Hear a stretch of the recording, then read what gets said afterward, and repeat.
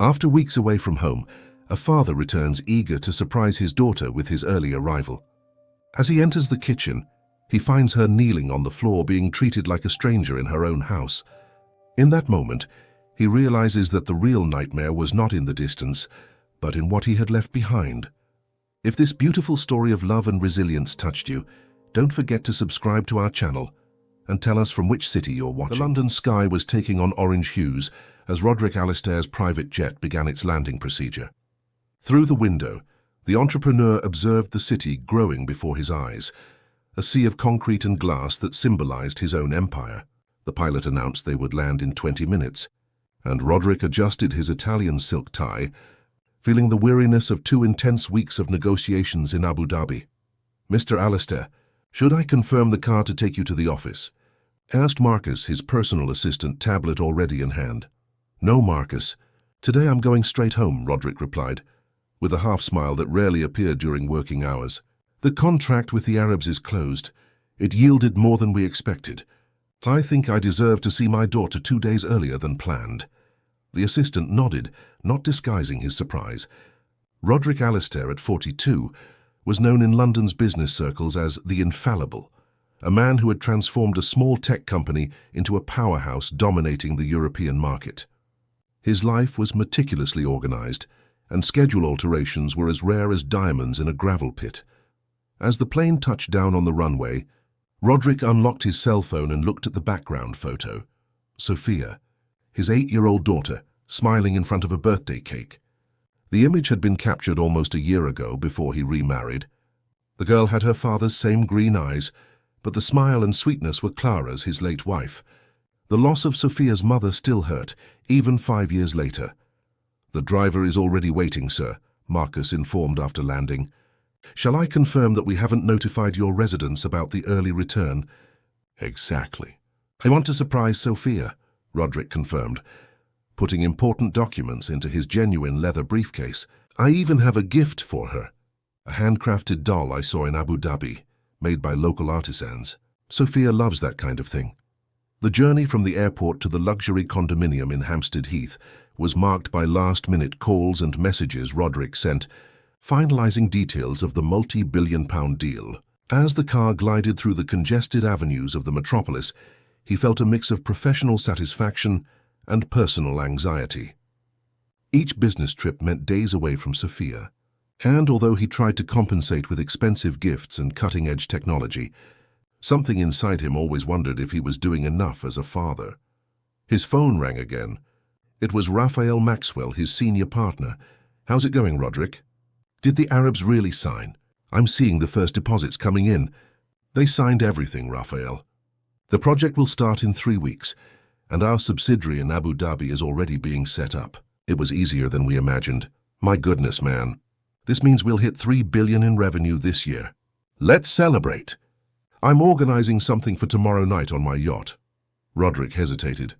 Normally, he would accept instantly, but something inside him called for a pause. "Tomorrow won't work, Raphael. I want to spend time with Sophia. It's been almost 2 weeks since we only talked via video calls." There was a silence on the other end, followed by a stifled laugh. "Is the new stepmother not up to par?" Felicity was commenting that she seemed a bit lost at the last charity event. Felicity was Raphael's wife, and had a sharp tongue that Roderick preferred to avoid. "Julianne is adapting well," he replied dryly. "She's been great with Sophia, and her children have also integrated well into the new school." It was a half-truth. Julianne Spencer had entered his life just over a year ago after meeting at a charity event. Beautiful, intelligent, and with 2 children, Matthew, 10, and Bianca, 12. Julianne seemed the perfect match to form a new family. The marriage, celebrated 6 months ago, was the social event of the year in London, complete with exclusive coverage from celebrity magazines. "If you say so." But the invitation to celebrate is still on. "You just closed the biggest contract in our history, man." Roderick promised to think about it, and hung up as the car crossed the imposing gates of the Hampstead Gardens estate. His mansion was located at the highest point of the area, a modern 3-story construction with mirrored glass and lush gardens designed by the same landscaper who cared for Hyde Park. As he approached the entrance, Roderick noticed something strange. The house seemed too quiet. Normally, even from a distance, one could hear music from the pool area, where Sophia usually played with her private swimming instructor on Thursdays. Today was Thursday, and the silence was unsettling. "You can leave the bags right here. I'll manage them," he told the driver, getting out of the car with only his work briefcase and a small gift bag. He punched in the security code and entered. The entrance hall, with its imported marble floor and curved staircase, was impeccably clean. The strong smell of cleaning products replaced the usual aroma of fresh flowers that Mrs. Davies, the housekeeper, always kept in the crystal vases. By the way, where was Mrs. Davies? On Thursdays, she never left before 8 in the evening. "Sophia," he called, his voice echoing through the empty space. "Julianne?" No answer. He walked to the main living room, noticing that the curtains were partially drawn, blocking the view of the gardens that had cost a small fortune. The 85-inch television was off, the Italian leather sofas perfectly arranged, with no sign of the toys Sophia usually scattered around. A distant noise caught his attention. It came from the kitchen, in the west wing of the mansion. Roderick loosened his tie and headed in that direction, passing through the dining room where formal receptions were held. The oak table with seating for 20 was empty, except for a minimalist orchid arrangement in the center. As he approached the kitchen, the sound became clearer, cutlery against porcelain, muffled voices, a stifled laugh. Nothing abnormal for a family home, but something in the tone of the conversations put him on alert. He gently pushed the swing door that separated the hallway from the kitchen area and froze at the scene his eyes captured. In the center of the ultra-modern kitchen, Sophia was kneeling on the floor. The girl, still wearing the uniform of the private school she attended, had a simple plate in front of her. Her brown hair, normally arranged in elaborate braids by Mrs. Davies, was disheveled and tied back haphazardly with a hair elastic. She ate in silence, using common metal cutlery, not the colorful-handled children's set Roderick had bought especially for her. The contrast with the rest of the scene was blatant. On the central kitchen island, sitting on one of the exclusive design high stools, Julianne savored what appeared to be an elaborate dessert. Beside her, Matthew and Bianca conversed animatedly, each with a latest generation tablet in their hands, while eating ice cream in crystal goblets. "And after that, you still have to organize those boxes in the attic." Julianne's voice reached Roderick's ears, clearly directed at Sophia. "And I don't want to see any dirt on the floor after you finish eating." Sophia only nodded without lifting her eyes from the plate, where she unenthusiastically stirred what looked like mixed leftovers. Roderick's blood boiled in his veins. His first reaction was to enter and demand explanations, but something stopped him.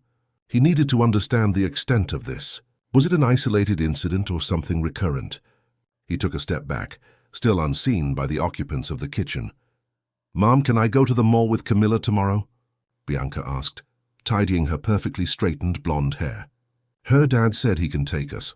"Of course, dear. Let me see if I have money here in my purse for you," Julianne replied, getting up to retrieve her designer handbag from the countertop. It was in that movement that her eyes met Roderick's figure standing in the doorway. The smile froze on her face, and the color drained from her cheeks. For an instant, no one said anything.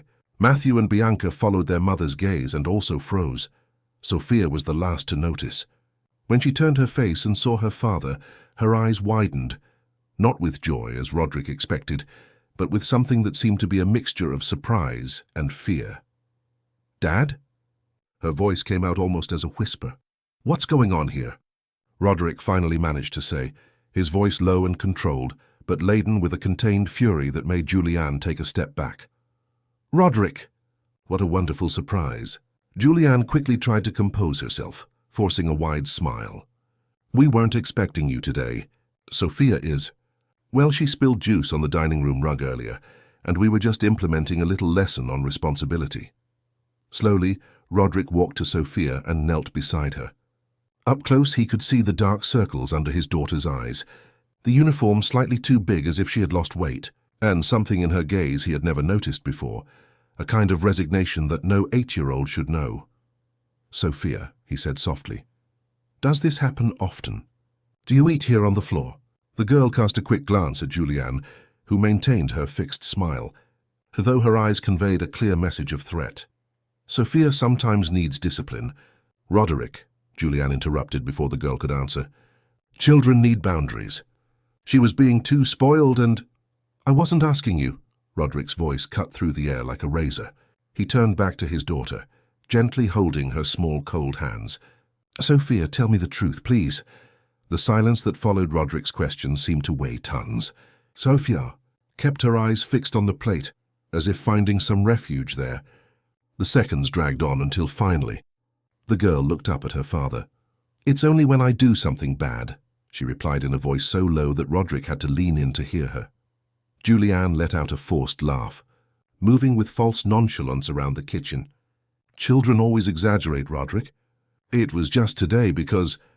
Matthew and Bianca, Roderick interrupted without looking at his wife. Could you give us a few minutes? The two teenagers exchanged nervous glances with their mother, who nodded quickly. They picked up their tablets and left the kitchen in silence, casting curious glances back. When only the three of them remained, Roderick slowly stood up. Carefully, he took Sophia in his arms and sat her on one of the chairs at the central island. The girl seemed so light that a knot formed in his chest. Now, I want you to explain what's been happening in my absence, he said with a calm that did not reflect the storm within him. Julianne quickly assumed her London socialite posture, adjusting her designer dress and tossing her hair back with a studied movement. Darling, you're making a mountain out of a molehill. Sophia has been a difficult child. I spoke to the school psychologist, and she suggested setting clear boundaries. This is part of an educational system that... Educational system? Roderick interrupted, incredulous. Making my daughter eat on the floor while your children enjoy ice cream is an educational system. Julianne changed tactics, approaching with pleading eyes. You don't understand because you spend so much time away. Sophia has been rebellious. She broke that Chinese vase we received as a wedding gift. She constantly disobeys and... Where is Mrs. Davies? Roderick asked suddenly. The abrupt change of subject caught Julianne off guard. What? Mrs. Davies, the housekeeper who has worked here for 10 years. Where is she on a Thursday afternoon? Julianne hesitated, and that small moment of hesitation was enough to confirm Roderick's growing suspicions. I needed to let her go, she finally replied. She was overstepping boundaries, spoiling Sophia too much and interfering with my way of raising the children. Roderick turned to Sophia, who was watching the conversation with attentive eyes. Sophia, where is your cell phone? The one I gave you before I traveled. The girl swallowed before answering. Aunt Julianne put it away. She said I can only use it to talk to you when she lets me. Julianne's face hardened. She was using it too much, hurting her studies. Besides, an 8-year-old doesn't need such an expensive smartphone. Roderick felt rage building, but he maintained his composure. He needed to understand the full extent of the problem before taking any action. Sophia, please, show me your room. Now is not a good time, Julianne intervened quickly. Her room is a mess and... Exactly why I want to see it, Roderick replied, taking Sophia's hand. He led his daughter out of the kitchen, aware of Julianne's hurried footsteps behind them. They went up the main staircase to the second floor, where the family bedrooms were located. Roderick noticed Sophia hesitate as they approached the east wing of the mansion. It's not here anymore, the girl said, gently pulling her father's hand. My room changed. Roderick stopped in the middle of the hallway, perplexed. What do you mean, changed? Your room was always next to mine. I found it more practical to reorganize the spaces, Julianne explained, catching up to them. Matthew and Bianca needed larger rooms for their studies and activities. You know how teenagers need privacy. And where is my daughter's room now? Roderick asked with a dangerous note in his voice. Sophia pointed to a door at the end of the hallway, near the service staircase.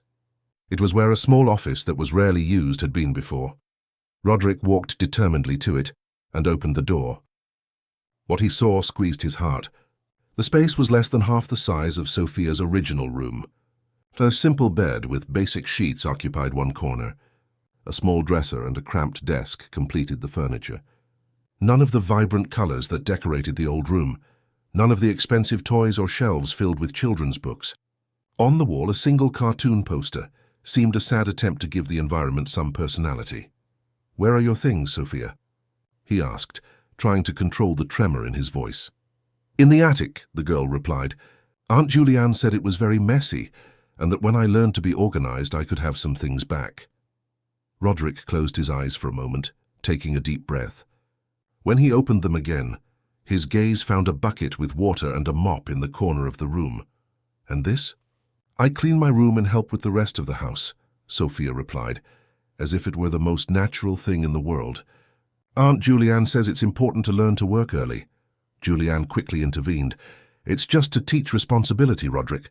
All education experts say that small household chores are beneficial for— I want to see your children's rooms, Roderick interrupted her, already leaving the room. Before Julianne could protest, he was already opening the first door in the west wing. The contrast could not have been greater. Bianca's room was spacious and decorated with designer furniture, a smart TV on the wall, a vanity table full of teenage beauty products, and a king-size canopy bed. The half-open closet revealed designer clothes organized by color. Without a word, Roderick continued to the next room. Matthew's was equally impressive, with a complete video game station, a state-of-the-art computer, and even a small refrigerator stocked with soft drinks and snacks. Roderick, I can explain, Julianne began, her facade of calm starting to crumble. The children have different ages, different needs. Sophia is small, she doesn't need— Where is Mrs. Davies now? Roderick asked, cutting her off again.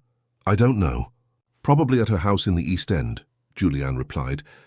Irritated by the insistence on the subject, Roderick took his cell phone from his pocket and made a quick call. Marcus, I need you to locate Mrs. Davies immediately and bring her to my house. Yes, now. And I also want you to find the number of the other employees who were dismissed in recent months. Thank you. He hung up and turned to Sophia, kneeling to get to her level. Honey, go take a bath and change. We'll have dinner together soon, okay? Sophia nodded, a small smile trying to form on her lips as if she couldn't believe the sudden change in her luck. Can I use my old bathroom? She asked timidly. Of course you can. And it's still your bathroom, it always was, Roderick replied, feeling a pang of guilt for not having noticed what was happening sooner. When Sophia entered her old room to use the ensuite bathroom, Roderick turned to Julianne. Her face had lost all color, but her eyes showed more calculation than regret. In my study. Now, he ordered, going downstairs without waiting for an answer. Roderick's study was the only room in the house that remained exactly as he had left it. His sanctuary, with dark wood-paneled walls, carefully organized bookshelves, and an immaculate desk. He sat in his leather chair and waited for Julianne to enter and close the door. Before you say anything, she began, adjusting her posture to appear confident, I need you to understand that everything I did was for Sophia's good. Roderick observed her for a long moment, mentally reviewing the last few months. The always supervised video calls, Sophia's evasive answers, the way she seemed quieter in each conversation. How had he not noticed? Since when have you been treating my daughter like an employee? He finally asked, his voice dangerously calm. Don't be dramatic, Roderick, Julianne replied, crossing her arms. Sophia needs discipline. After Clara left, you turned her into a spoiled princess. That's not healthy. She needs to understand her place in the family. Her place, Roderick repeated, incredulous. She is my daughter. This is her home. What place do you think she needs to understand? Let's be honest, Julianne continued, changing tactics. You married me because you need someone to take care of her while you build your empire. And I accepted that role. But you can't expect me to treat Sophia exactly as I treat my own children. Roderick felt as if he had been slapped. The calculating coldness in her words finally revealed the true Julianne, far from the rehearsed smiles and dedicated wife persona. Why did you marry me, Julianne? He asked, studying every expression on her face. She hesitated, clearly evaluating which answer would be most advantageous at that moment. Why does everyone get married? She finally replied, with a studiedly casual shrug. Companionship, stability, love. Love, Roderick repeated, the word sounding hollow. Do you love me or what I represent? My wealth, my social position, the doors that open for you now that you are Mrs. Roderick Alistair? Julianne's silence was answer enough. She shifted her gaze to the window overlooking the illuminated gardens of the property. How much? She asked suddenly. How much what? How much are you going to offer me to leave peacefully? Julianne faced him again, all pretense abandoned. We're not going to prolong the inevitable, Roderick. You want me out of this house. I'm not going to fight. For a fair price. The coldness of the calculation shocked even Roderick, accustomed to the toughest negotiations in the business world. But before he could respond, the mansion's doorbell rang. That must be Mrs. Davies, he said, getting up.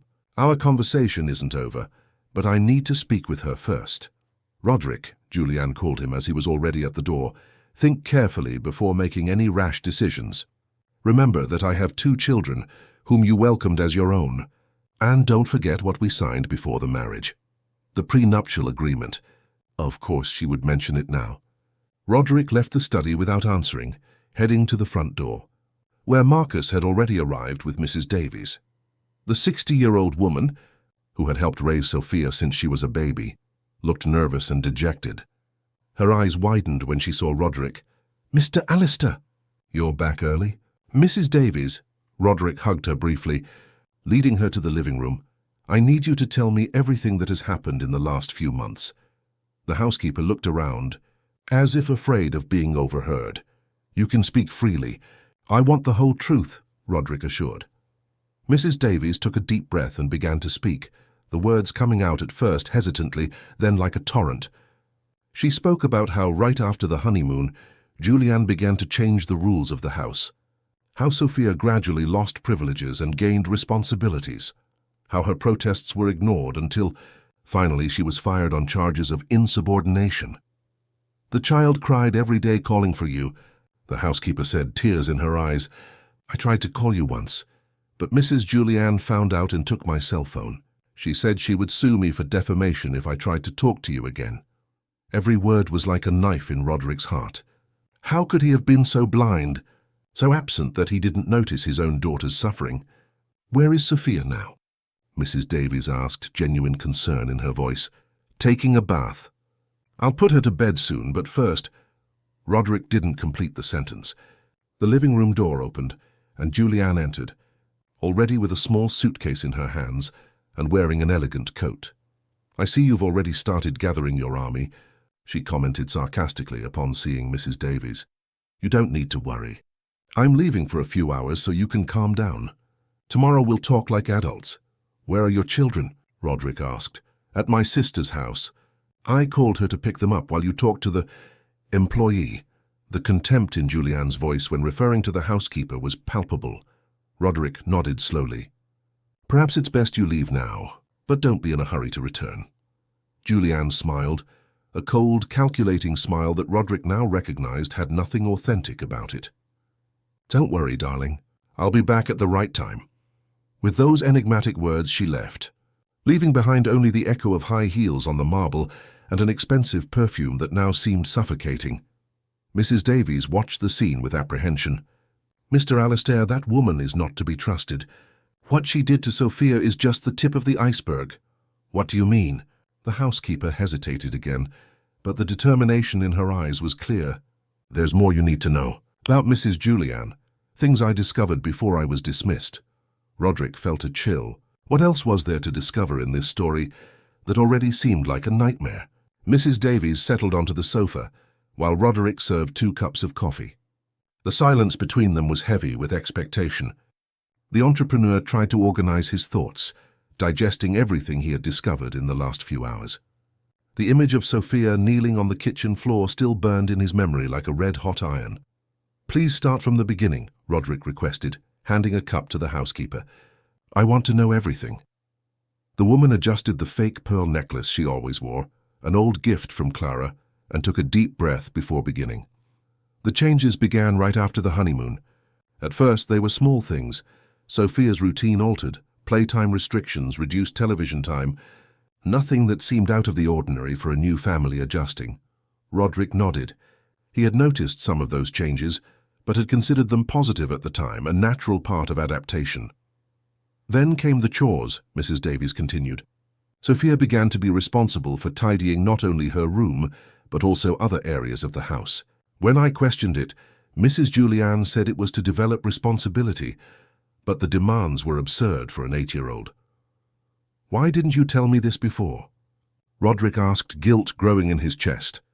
Mrs. Davies lowered her eyes. I tried, Mr. Alistair. In the first few weeks I mentioned it during our phone conversations. Don't you remember? Roderick frowned, trying to retrieve the memories.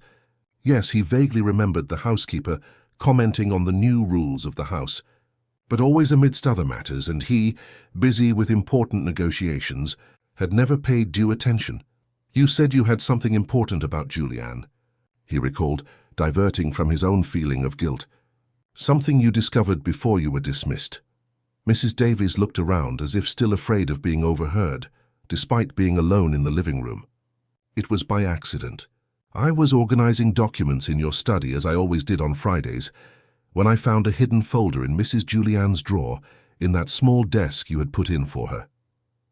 What kind of folder? Toiles on toiles, with newspaper clippings. All about you, about the company, about the family wealth. Some were very old from years ago.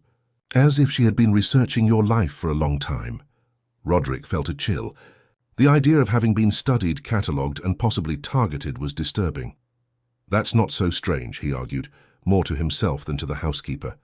Perhaps she wanted to know more about the man she was getting involved with. There was more, Mrs. Davies insisted. I found a diary with detailed notes about your routine, your tastes, even about Sophia. And there was a list. A list of men, all businessmen like you.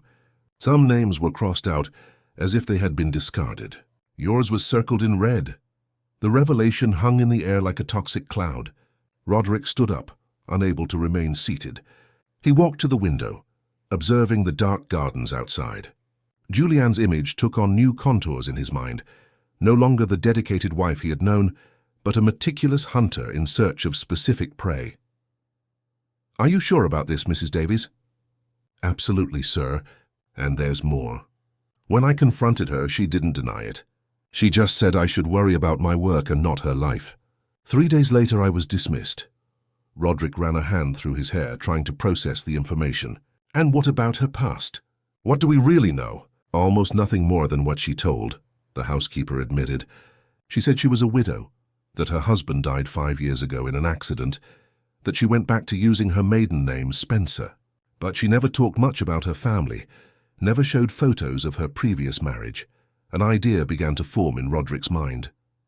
You mentioned other businessmen on the list. Do you remember any names? I remember 2, Henry Vincent and Albert Miller. Roderick recognized the names immediately. Henry owned a renowned construction company, and Albert commanded a network of private hospitals. Both were, like him, widowers with young children and considerable fortunes. I'm going to call Raphael, Roderick decided, picking up his cell phone. We need to check some things. As he dialed, the living room door opened. Sophia entered, wearing pajamas that seemed slightly too big, her hair damp from the bath. Her eyes lit up when she saw Mrs. Davies. Grandma Davies, she exclaimed, running to hug the housekeeper. The woman received the girl with open arms, tears in her eyes. My little princess, I missed you so much. Roderick watched the scene with a heavy heart.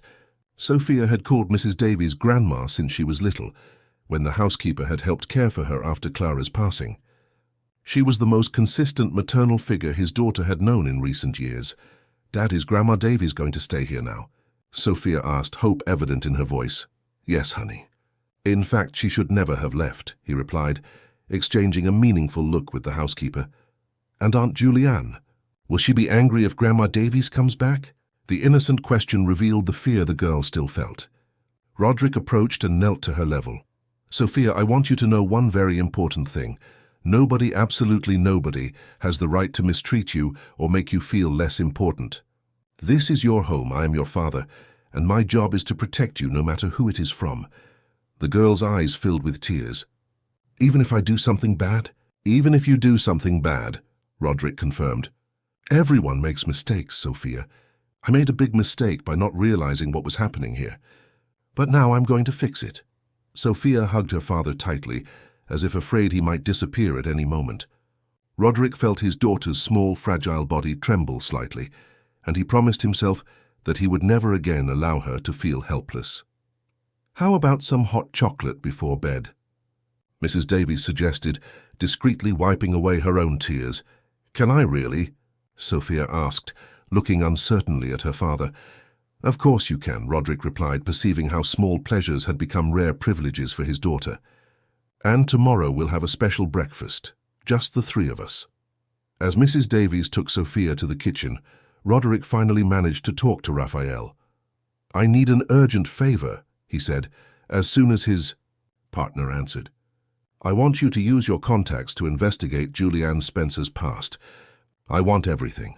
Birth certificate, school history, previous jobs, marriage, divorce, especially any connection to Henry Vincent or Albert Miller." "Is this because of what happened today?" Raphael asked, curiosity evident in his voice. Felicity mentioned that Julianne rushed out of the city with the children. "It's more complicated than it seems," Roderick replied, not wanting to go into detail over the phone. "How much time do you need? Send for a full investigation?" "A few days. But I can have preliminary information by tomorrow morning. Do it as quickly as possible. And Raphael, this stays between us for now." After hanging up, Roderick went up to Sophia's room. He needed to see again the space where his daughter had been confined to fully understand what she had gone through. The makeshift room was even more depressing under his watchful eye. Besides the simple bed and desk, there was a small wardrobe that barely fit the few clothes hung inside. He opened the drawers and found meticulously folded garments, all older, none of the new clothes he had bought before traveling. He noticed a shoebox half hidden under the bed.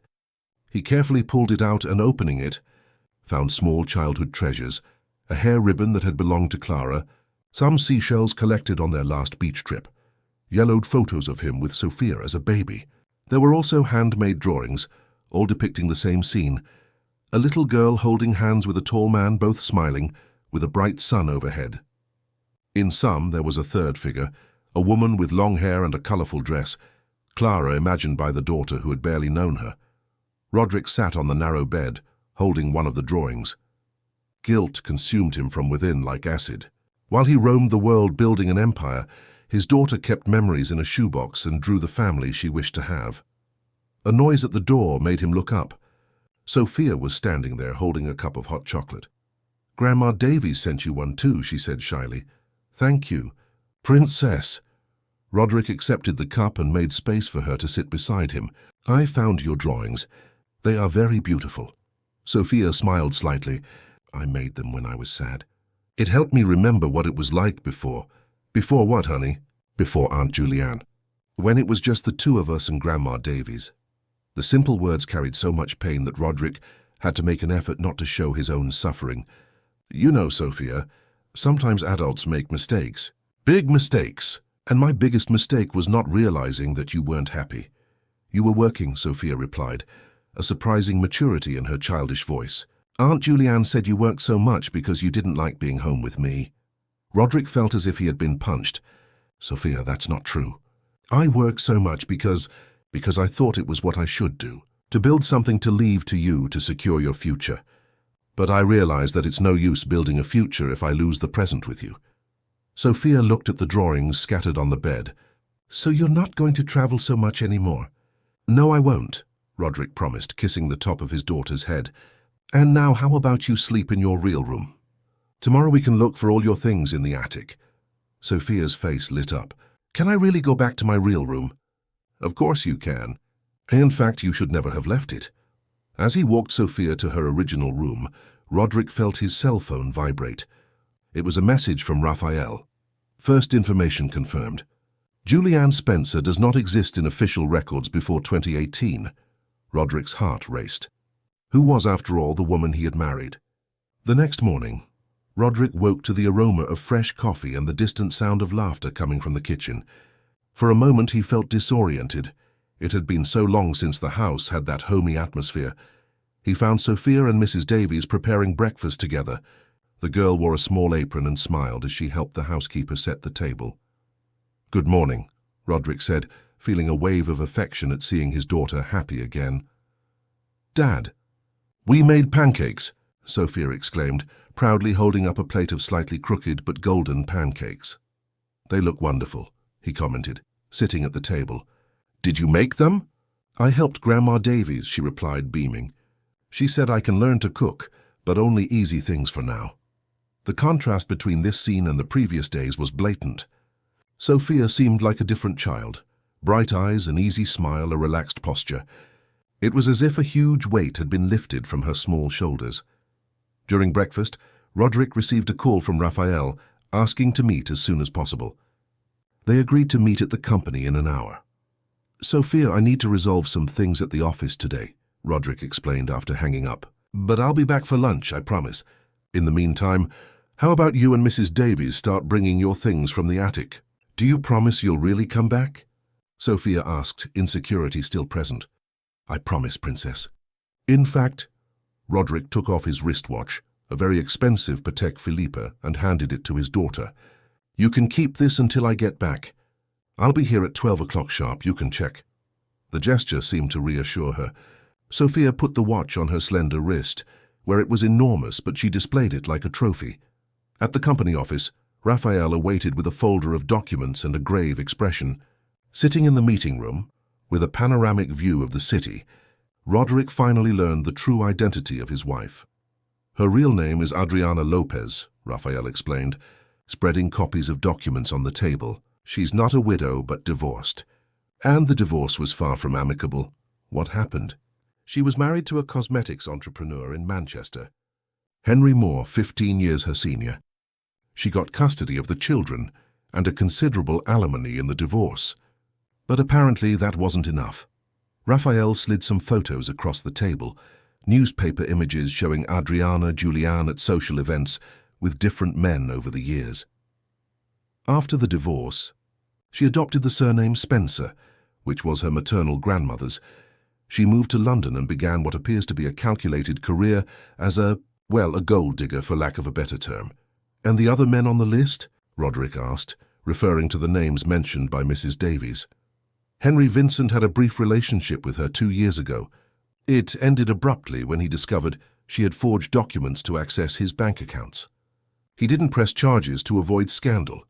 And Albert Miller?" Raphael hesitated, evident discomfort in his expression. "That's the most troubling case. Albert married her. 3 months later, he suffered a domestic accident. He fell down the mansion stairs. He was hospitalized for weeks. When he recovered, he annulled the marriage, claiming fraud. There was a police investigation, but nothing was proven." Roderick felt a chill run down his spine. The thought that Sophia had been under the care of that woman during his travels was terrifying. "There's more," Raphael continued, handing over an official paper. "I got a copy of the medical report for Albert's daughter, Beatrice. The child showed signs of neglect and possible psychological abuse during the period she was under Adriana's care." "My God," Roderick murmured. The similarity to Sophia's situation was too disturbing. "Roderick, we need to be direct here." Raphael looked intently at his friend. "Based on what you told me on the phone and what we've discovered, I think you should consider immediate legal action. A protection order for Sophia and annulment of the marriage," Roderick completed, determined. "I'm going to call Dr. Miller right now. I need to speak with him personally." As he drove to the private hospital where Albert Miller worked, Roderick couldn't shake the feeling that something terrible could happen at any moment. He had left Sophia at home with Mrs. Davies and 2 private security guards, but still anxiety consumed him.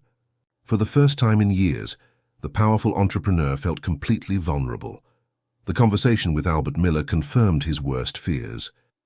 The doctor, who still walked with the aid of a cane due to the accident, recounted how Adriana Julian had systematically isolated his daughter Beatrice, using psychological manipulation techniques to create dependence and fear. "She's methodical," Albert explained, his voice laden with bitterness. "First, she removes trusted people, in my case the nanny who had been with Beatrice since she was a baby. Then she creates small rules that become increasingly rigid. Finally, she establishes a system of punishment and reward that destroys the child's self-esteem." "Why?" Roderick asked, unable to comprehend such cruelty. "What's the purpose of this?" "Control," Albert replied simply. "And in my case, I believe there was something more sinister. If I hadn't survived the fall, Beatrice would be completely under her control. And with custody of my daughter, Adriana would have indirect access to my fortune." The words hung heavy in the silent office. Roderick looked at his watch. Almost noon, time to return for Sophia as he had promised. "What happened after you annulled the marriage?" he asked, getting up. "She disappeared," Albert replied. "She vanished completely. changed her identity again. Until I saw her picture next to you in the social column, I didn't even know where she was.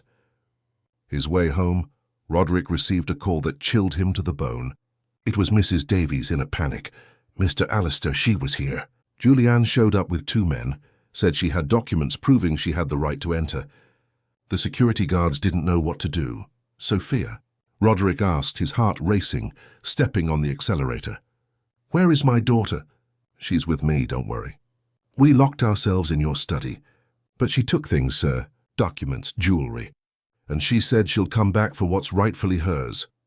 Roderick breathed a sigh of relief, knowing Sophia was safe, but Julianne's audacity surprised him. She had returned not only to take valuables, but to make it clear that the battle had only just begun. When Roderick finally arrived home, he found 3 police patrol cars parked in front of the main gate. A group of private security guards, hastily hired by Raphael, stood watch around the mansion's perimeter. The entrepreneur's heart pounded wildly as he entered the security code with trembling fingers.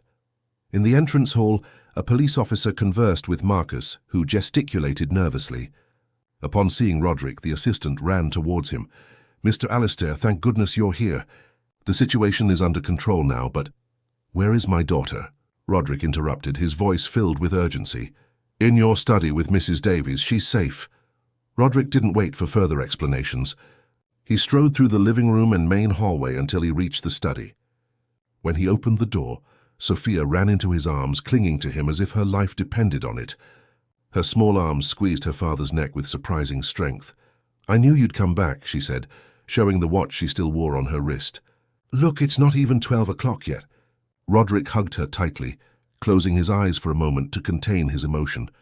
When he reopened them, he met Mrs. Davies's worried gaze. "What exactly happened?"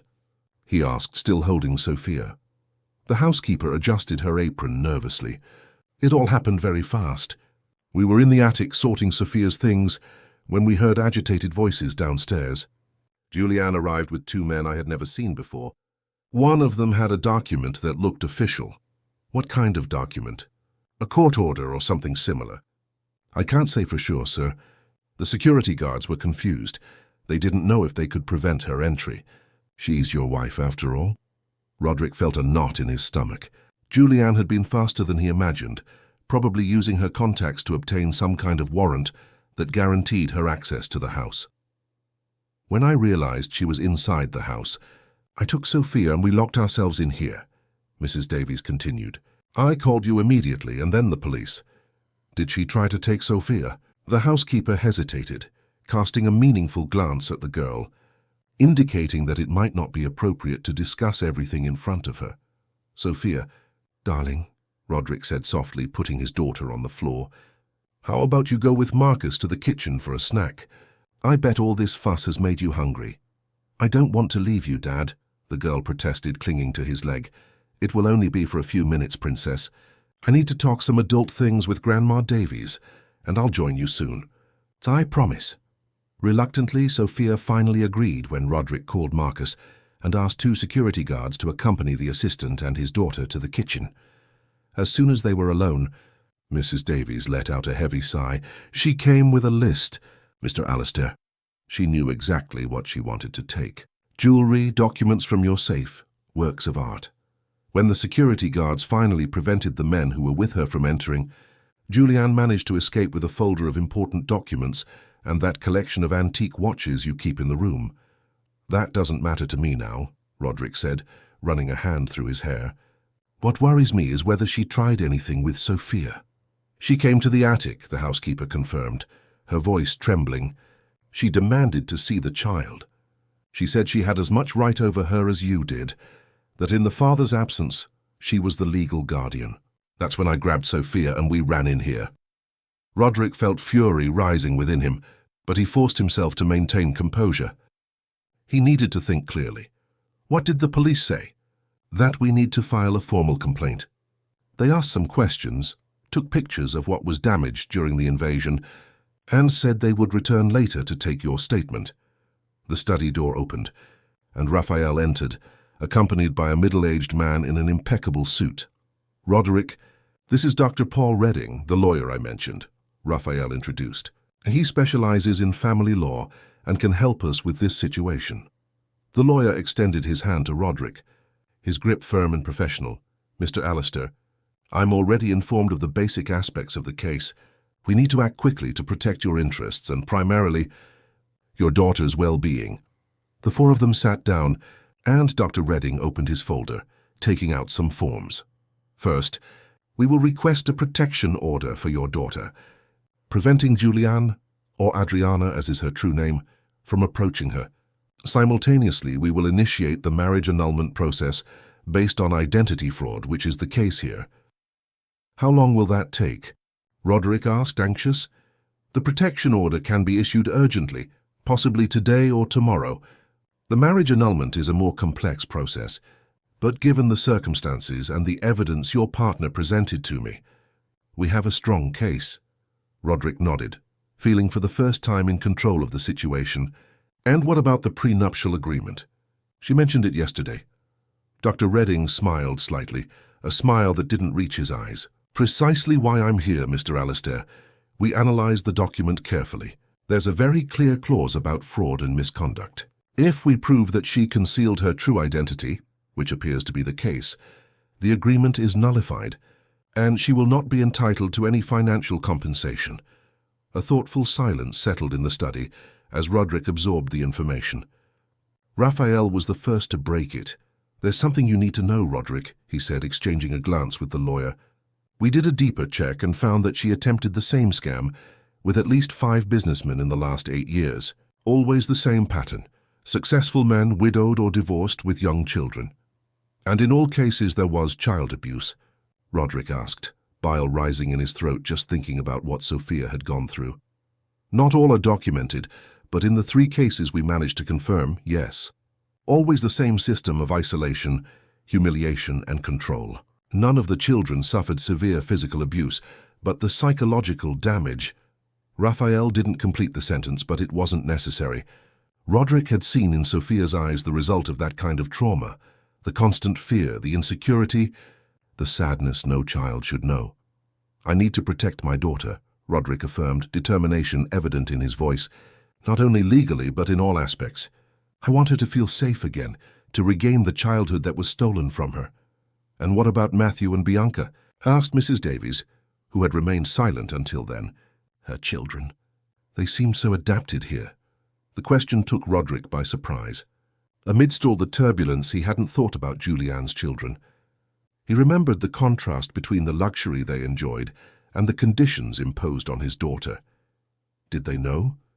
He asked, more to himself than to the others. Did they know what their mother was doing to Sophia?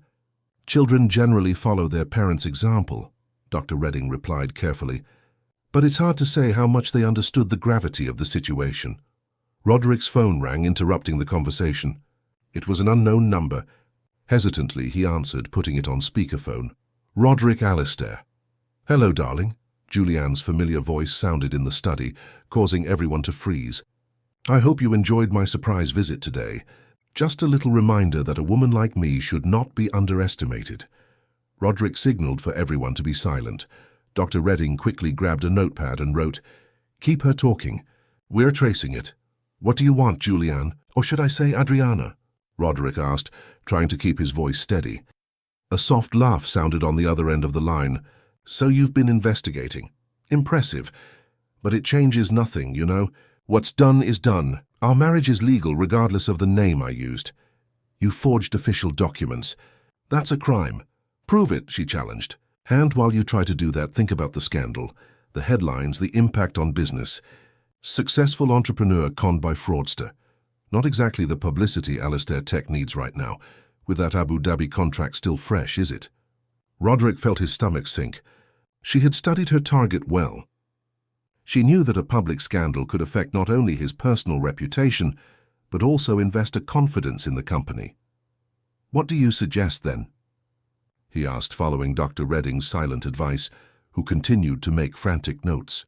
A civilized agreement, Julianne replied, her voice now all business. £10 million, transferred to an account in the Cayman Islands. In exchange, I disappear from your life and Sophia's life forever. No scandal, no trial, no embarrassing headlines. And If I refuse, then things get complicated. I have interesting documents about some of your international negotiations, things that the Inland Revenue and the press would love to see. And, of course, I can always fight for shared custody of Sophia. After all, I am legally her stepmother. The mere mention of Julianne trying to gain some kind of access to Sophia made Roderick's blood boil. "You will never come near my daughter again," he said, his voice low and dangerous. "We'll see about that," Julianne replied, seemingly unperturbed. "You have 48 hours to decide, Roderick, and don't try anything stupid. If anything happens to me, a very interesting information package will be automatically sent to several investigative journalists. I'll be in touch." The call ended, leaving a heavy silence in the study. Dr. Redding was the first to speak. "We managed to trace the call. It came from a hotel in the city centre. I've already sent the information to our police contacts." Roderick stood up, unable to remain seated. Julianne's veiled threat hung in the air like a ghost. "She's lying about the documents," Raphael affirmed. "Our company undergoes regular audits. There's nothing that can legally compromise us." "Perhaps not legally," Roderick replied, "but she's clever. She knows that in the business world, perception is as important as reality. A well-placed rumor can cause significant damage." Dr. Redding closed his folder with a sigh. "Mr. Alistair, my professional recommendation is not to give in to blackmail. Once you pay, she will always have power over you. The best course is to confront her legally with all the evidence we have." Roderick nodded slowly, knowing the lawyer was right. Giving in now would only be the beginning of an endless nightmare. "We're going ahead with the protection order and the annulment process," he decided, "and I want to increase house security. No one enters or leaves without my express authorization." While the legal details were being discussed, Roderick couldn't stop thinking about Sophia. How would he explain all this to her? How would he protect not only her body, but her mind and heart from the damage that had already been done? When he finally joined his daughter in the kitchen, he found her playing a board game that Marcus had found. Her face was relaxed, almost happy, a marked contrast to the tension of the previous days. "Dad, Marcus is letting me win," she said with a giggle when Roderick entered. "It's not true." Marcus protested, feigning indignation. "You're just very good at this game." Roderick smiled, sitting next to his daughter. For a moment he watched her in silence, marveling at her resilience. Despite everything she had been through, Sophia still managed to smile, still found joy in small things. "Honey," Roderick began, choosing his words carefully, "I need to tell you some important things about what's happening." Sophia placed her game piece on the board and looked at her father attentively. Her green eyes, so much like his own, seemed older than her 8 years. "It's about Aunt Julianne, isn't it?" she asked. "Is she not coming home anymore?" "No, she's not coming back," Roderick confirmed. "In fact, we discovered that she wasn't who she said she was. She lied to us. She lied to me." "She lied about a lot of things," Sophia said surprisingly. "She used to say you didn't care much. That's why you traveled so much. But I knew it wasn't true." Roderick felt a lump in his throat. "How did you know?" Sophia shrugged, a strangely adult gesture. "Because you always called me when you were away, and your eyes got happy when you saw me, even on the computer." The simplicity and depth of the observation touched Roderick deeply. While he blamed himself for not having perceived his daughter's suffering, she, in her childlike wisdom, had kept her trust in her father's love intact. "Sophia, I'm so sorry I didn't realize what was happening sooner. For not being here when you needed me." "It's okay, Dad, you're here now," she replied, with an understanding that went beyond her age. Roderick hugged her tightly, silently promising that he would never again leave his daughter unprotected. "And the police?" Sophia asked after a moment. "Are they going to take Aunt Julianne to jail?" "We're working on that, Princess. But don't worry, she won't hurt you ever again. Never again." That night, as he tucked Sophia into her original room, now protected by a reinforced security system, Roderick reflected on how his life had changed in just 2 days. The corporate empire he had built with such effort now seemed secondary, almost irrelevant compared to what truly mattered, his daughter's safety and happiness. Sitting on the edge of the bed, he watched Sophia fall asleep, hugging a teddy bear he hadn't seen in a long time. Mrs. Davies had found the toy in the attic, among the boxes of belongings confiscated by Julianne. The bear, worn by time and love, had been a gift from Clara when Sophia was born. The phone vibrated in Roderick's pocket. It was a message from Raphael. The judge granted the protection order urgently. Julian Adriana is prohibited from approaching you and Sophia. Police are on their way to the hotel to notify her. A small victory, but Roderick knew the battle was far from over. Julian was not the kind of person to accept defeat easily. And the threats she had made were not empty. She certainly had a plan B. When he finally retired to his own room, Roderick found a small folded piece of paper on the bed. It was a drawing made by Sophia, 3 figures holding hands, her father, and Mrs. Davies, all smiling under a bright sun. In the corner of the paper, written in childlike, slightly shaky handwriting, it read, "My real family." Roderick carefully put the drawing away in the nightstand drawer. Tomorrow would be another day of battle, but tonight at least everyone was safe. It was the beginning of a long journey of healing, not only for Sophia but for him too. Meanwhile, on the other side of the city, in a luxurious hotel suite in London, Julianne watched the city lights from the panoramic window. Her cell phone rang. It was Bianca, her eldest daughter. "Mom, when are we coming home?"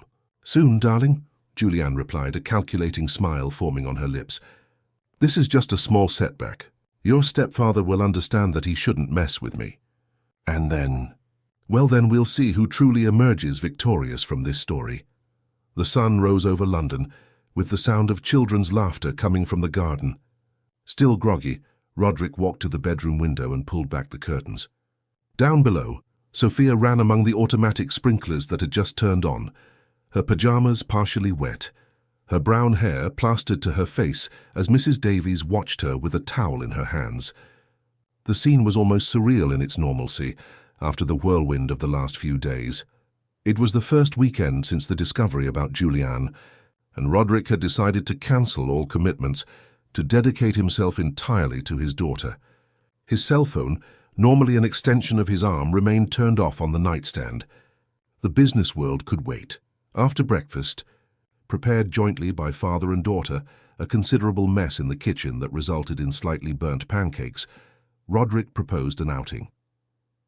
"How about we go to the zoo today?" he suggested, watching with satisfaction as Sophia's eyes widened with excitement. "Can we really? It's been so long since we went." "Of course we can. In fact, I was thinking of making a list of all the places we'd like to visit together." Sophia ran to get a notebook and, sitting at the terrace table, they began to create an ambitious list. London Zoo, Wembley Stadium Football Museum, London Aquarium, Richmond Park for cycling, a weekend at the beach in Brighton. "And can we go to Disney World for the next holidays?" Sophia asked timidly, as if testing the new boundaries of this reconfigured relationship with her father. "I think that deserves a special spot on our list," Roderick replied, drawing a star next to the suggestion. "We've never been together, have we?" Sophia shook her head, scribbling small drawings in the margins of the paper. "Aunt Julianne said those holidays were too expensive, and that I didn't deserve them because I didn't get good grades."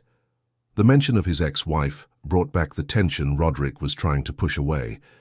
In the last 3 days since the protection order was granted, they had heard nothing from Julianne.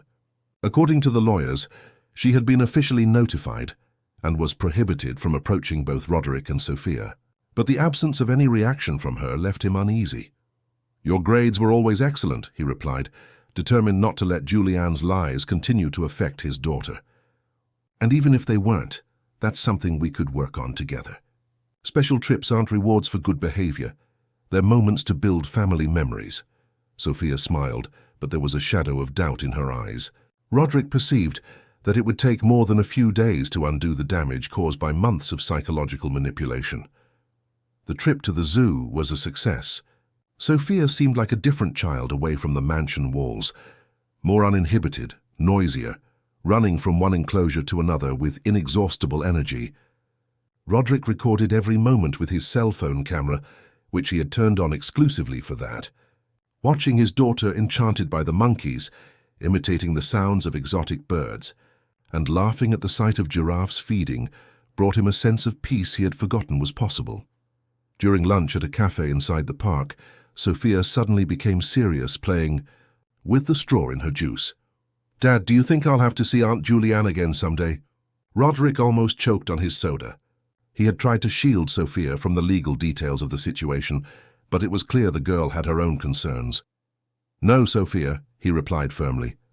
"She will no longer be part of our lives. And my siblings?" she asked hesitantly, referring to Matthew and Bianca. "Sometimes they were mean to me, but other times they played with me when Aunt Julianne wasn't looking." The question caught Roderick off guard. He hadn't considered the possible bond Sophia might have formed with Julianne's children, despite the unequal treatment. "Do you miss them?" he asked carefully. Sophia shrugged, a gesture Roderick was beginning to recognize as her way of avoiding showing vulnerability. "Sometimes Bianca would let me use her makeup secretly, and Matthew taught me how to play that card game." Roderick made a mental note to talk to Dr. Redding about the possibility of some kind of supervised contact if it was deemed beneficial for Sophia. After all, the children were not responsible for their mother's actions. When they returned to the mansion late in the afternoon, Sophia fell asleep in the car, exhausted from the adventure. Roderick gently carried her, placing her on the bed without waking her. Watching her sleep, so small and fragile, he felt a renewed determination. He would not allow anything else to hurt her again. He went down to his study, where Raphael awaited him as agreed. His partner seemed tense, his tired eyes betraying sleepless nights. "We have a problem," he announced as soon as Roderick closed the door. Julianne disappeared. "What do you mean, disappeared?" "She checked out of the hotel before even being officially notified about the protection order. She didn't use credit cards, left no digital trace. Our investigators lost her trail completely." Roderick felt a chill run down his spine. "And her children. They also disappeared. We believe they are with her, but we have no confirmation." "What did Dr. Redding say?" Raphael sighed, running a hand through his graying hair. "That this complicates the process, but doesn't make it unfeasible. The annulment of the marriage can proceed even without her presence, although ideally we'd have her available for statements and signatures." "And what about the threats? The alleged compromising documents?" "So far nothing has surfaced. No contact with journalists, no leaks. Perhaps it was a bluff." Roderick was not convinced. He knew Julianne well enough to know she didn't make empty threats. "There's something else," Raphael continued, pulling a folder from his briefcase. "The special audit we requested at the company found something strange. There was an attempt to access the main servers 2 nights ago. Someone trying to get into the system with your credentials." "My credentials?" "That's impossible. Not if the person had your personal computer or devices synchronized with your accounts."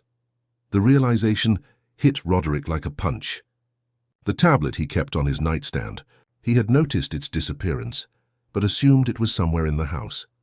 "She took my tablet the day she invaded the house," he concluded, his mouth suddenly dry. "And she probably has your passwords, or at least some of them. The IT department blocked access immediately and implemented additional security protocols, but we don't know how much she managed to see before that." Roderick stood up, unable to remain seated. The idea of Julianne having access to confidential company information was alarming. There were projects in development, ongoing negotiations, data that, if leaked, could cause irreparable damage. "We need to reinforce the company's digital security immediately," he said, walking to the window. "Change all passwords, implement 2-factor authentication for all executives, hire cybersecurity specialists." "We're already working on that," Raphael assured.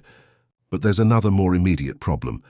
We received a communication from the Arab group, with whom we closed the contract in Abu Dhabi.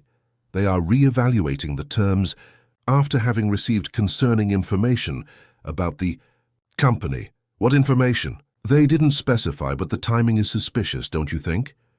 Roderick felt his stomach sink. The contract with the Arab conglomerate was the largest in Alistair Tech's history, responsible for a projected 40% growth for the next year. Losing that business would be a devastating blow. "I need to go to Abu Dhabi personally," he decided after a moment's reflection.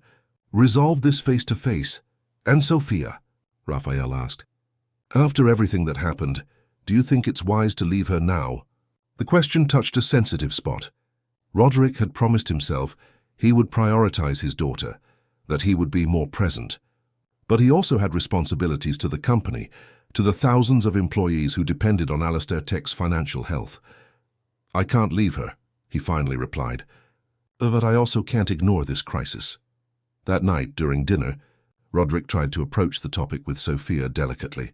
"Honey, sometimes even if we really want to be close to the people we love, we have responsibilities we can't ignore," he began, choosing his words carefully. Sophia put her fork down on the plate, suddenly alert. Her green eyes, so similar to his own, fixed on his face with disconcerting intensity. "You're going to travel again," she stated. Not a question, but a resigned observation. "Only for a few days," Roderick explained. "There's a problem at the company that only I can solve. It's like when you have a test at school and you need to study, even if you'd rather be playing." Sophia lowered her eyes, stirring her food without interest. "Aunt Julianne used to say you preferred work to being with me." The comment hit Roderick like a knife. It was exactly this kind of manipulation that Julianne had used to drive a wedge between father and daughter, to make Sophia doubt his love. "Sophia, look at me," he asked, waiting until his daughter's eyes met his. "There's nothing in this world I'd rather do than be with you. Nothing. But sometimes we have to do difficult things to protect what we love. And right now I need to protect not only you, but also the people who work for me. Can I come with you?" she asked, a small flame of hope igniting in her gaze. Roderick hesitated. Taking Sophia would mean taking her out of school for a few days, enduring a long flight, and dealing with stressful meetings while trying to pay attention to her. On the other hand, leaving her in London, even with all the reinforced security and with Mrs. Davies, would leave him worried throughout the trip. "You know what? I think that can be arranged," he decided, smiling at the look of surprise and joy on his daughter's face. "You've never been to Abu Dhabi, have you? They say it has the tallest building in the world and a gigantic aquarium inside a shopping mall." "Really, Dad?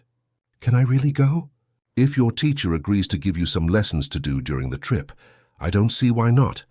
Sophia jumped out of her chair and hugged her father with all the strength her small arms allowed.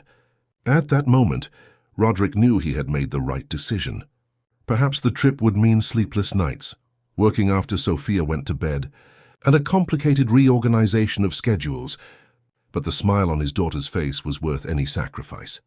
The preparations for the trip were carried out at an accelerated pace.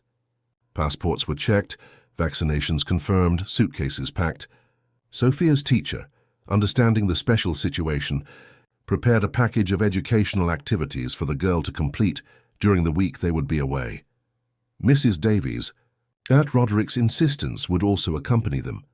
"I've never traveled so far," the housekeeper confessed, nervous as she checked for the 10th time if she had forgotten anything important. "And by plane, no less? I only went to Yorkshire to visit my sister, and that's it." "You'll love the executive flight," Sophia guaranteed with the authority of someone who had already traveled a few times with her father. "There's unlimited ice cream and seats that turn into beds." On the eve of their departure, while Sophia slept, Roderick received a call from Dr. Redding. The lawyer had news about Julianne. "We managed to trace a financial movement," he informed. "She withdrew a considerable amount from a joint account you maintained in the Caribbean. The withdrawal was made in Miami 3 days ago." "Miami? What would she be doing in the United States?" "Hard to say, but at least now we have a lead to follow. I'm working with the U.S. authorities to get more information." Roderick thanked him and hung up, thoughtful. Miami was almost 20 hours of flight from Abu Dhabi. If Julianne was really in the United States, that meant Sophia would be a safe distance from her during the trip. The next morning, as he organized the last details before leaving for the airport, Roderick received an email that chilled him to the bone. It was from Julianne with no text, just an attachment. A photo of Sophia playing at the zoo taken during the outing last weekend. The implicit message was clear. "I can be closer than you imagine." Roderick immediately activated the security system, reinforcing the escort that would take them to the airport. He also called Dr. Redding, forwarding the email. "This violates the protection order," the lawyer confirmed.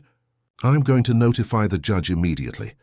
In the meantime, I recommend maximum caution. If she managed to take that photo unnoticed, it means someone is watching them." The trip to the airport was tense, with Roderick constantly checking his rearview mirrors, looking for suspicious cars. Sophia, fortunately, was too excited about the trip to notice her father's anxiety. Only when they were finally aboard the private jet, with the doors closed and preparing for takeoff, could Roderick breathe more easily. At least for the next few hours they would be safe. During the flight, while Sophia watched an animated movie with headphones, Roderick reviewed the strategies for the meeting with the Arab investors. He needed to be convincing to show that the company was solid and that any negative information they had received was false or distorted. "You need to rest a bit," Mrs. Davies advised, placing a cup of tea next to Roderick. "It won't help anyone if you arrive there exhausted." He smiled, grateful for her genuine concern. "I'll try to sleep a little after Sophia goes to bed." "She's so happy," the housekeeper commented, looking affectionately at the girl. "I haven't seen her this lively in a long time. That sparkle in her eyes. It's like Mrs. Clara when she was happy." The mention of his late wife brought a lump to Roderick's heart. Sometimes when he looked at Sophia, he clearly saw Clara's features. The same smile, the same way of tilting her head when she was concentrating. "Do you think I'm doing the right thing, Mrs. Davies? Bringing Sophia on a business trip, when she needs stability after everything that happened?" The housekeeper sat in the seat opposite him, adjusting her seatbelt. "What this child needs, Mr. Alistair, is to feel loved and safe. And where she feels safest now is by your side. The place doesn't matter as much as the company." The simple words carried a wisdom that touched Roderick deeply. Perhaps it was time to reconsider his priorities permanently, not just during this crisis. When the plane finally crossed the night sky heading for the Middle East, Sophia fell asleep, leaning against her father's shoulder. Observing his daughter's serene face, Roderick made a silent promise. Upon returning from this trip, he would make definitive changes in his life. His daughter would never again doubt her priority.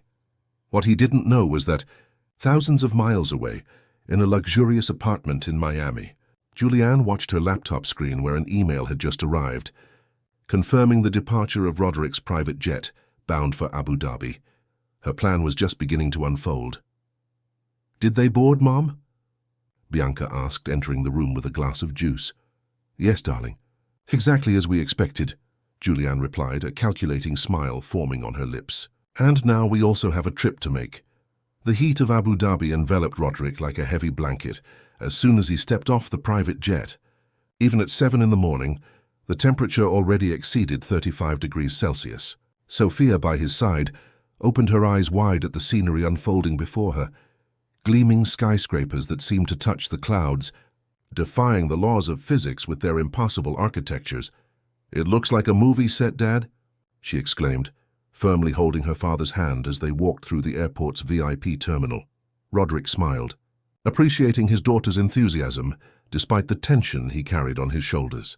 The meeting with the Arab group was scheduled for the next day, giving them time to adjust to the time zone and prepare the final strategy. A chauffeur was already waiting for them, holding a discreet sign with the name Alistair. The journey to the Burj Al Arab, the famous sail-shaped hotel where they would be staying, was marked by Sophia's constant exclamations at the opulence of the desert city. "Look, Dad, is that the tallest building in the world?" she asked, pointing to the Burj Khalifa towering over the cityscape. "Yes, Princess. It's almost a kilometer high. If you want, we can visit it tomorrow after my meeting."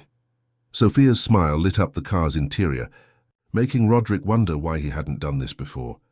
Bringing his daughter on his business trips, allowing her to see the world by his side, instead of leaving her at home with strangers, however qualified they might be. Mrs. Davies, sitting silently in the front seat, watched the city with an expression of absolute astonishment, murmuring occasionally, "My goodness, what a place this is." The suite at the Burj Al Arab was spectacular, even by Roderick's high standards. 2 floors of absolute luxury, with panoramic views of the Persian Gulf, private butlers, and every imaginable amenity. Sophia ran from room to room, exploring every inch of the space with childlike enthusiasm. "Dad, there's a pool inside the bathroom," she shouted from the upper floor. Roderick chuckled, feeling some of the tension evaporate at his daughter's joy. But his cell phone, vibrating in his pocket, brought him back to reality. It was Raphael. "We just received official notification from the Arab's lawyers," his partner informed bluntly.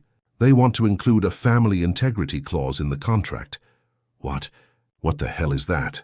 "Apparently, they received information that you are going through a turbulent divorce and custody issues. They are concerned about the stability of the company's leadership. The new clause would allow them to withdraw from the deal if they deem that personal problems are affecting your ability to manage the project. Roderick felt his stomach sink. This had Julianne's fingerprints all over it.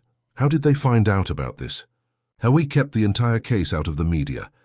We don't know for sure, but the information came from a source they consider reliable. Roderick, Raphael hesitated. You won't like this, but they specifically mentioned that they would like to see a demonstration of family unity during the contract signing. What exactly does that mean? They expect to see you, your wife, and your daughter together at the signing ceremony. It's a cultural value for them, apparently. Stable families mean stable businesses. Roderick clenched his fists, struggling to maintain composure. Had Julianne managed to contact the Arab investors directly? Was this her way of forcing a meeting, using the multi-billion-pound contract as leverage? This is impossible, Raphael. You know the situation. There's a protection order in place. I know, but they don't. To them, this just looks like a minor marital disagreement. And in their culture, family is fundamental. Sophia appeared at the bedroom door, interrupting the conversation. Her eyes sparkled with excitement. Dad, can we go to the beach now? The butler said there's a private beach just for hotel guests. Soon, Princess, Roderick replied, trying to keep his voice light. I'm finishing a work call. The girl nodded and left, already familiar with her father's important calls, though this time she didn't seem disappointed. There was a whole fantastic hotel to explore with Mrs. Davies. Raphael, I'll have to solve this personally, Roderick decided. For now, don't confirm or deny anything about the family unity they expect to see. Just postpone any decision until tomorrow. After hanging up, Roderick ran his hands over his face, trying to organize his thoughts. How had Julianne managed to interfere even here, thousands of miles away? The precision of the strike was disturbing, hitting exactly the most sensitive point of the contract, at the most crucial moment. He dedicated the rest of the day to Sophia, as promised. They played on the private beach, visited the hotel's aquarium, and had dinner in an underwater restaurant where colorful fish swam around them as they ate. His daughter's joy was a balm for Roderick's growing concern.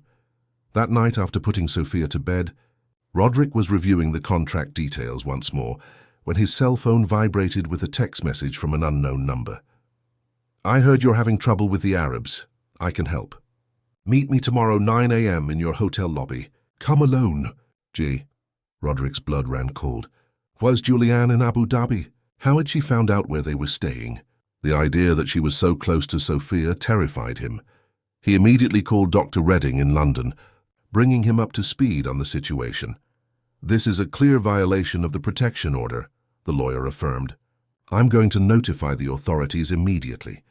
In the meantime, reinforce the security of the suite and do not go to that meeting. If I don't go, she might do something to sabotage the contract, Roderick argued. Billions are at stake and thousands of jobs. What if it's a trap? She could be planning something to harm you or worse, to try to get to Sophia. The concern was valid, but Roderick knew he had no choice. He needed to confront Julianne, understand exactly what she wanted, and, if possible, end this situation once and for all. I'll take every precaution, he assured the lawyer. I'll hire additional security to stay with Sophia and Mrs. Davies in the room, and I'll take bodyguards with me to the lobby. After hanging up, Roderick spent hours planning every detail of the next day's meeting.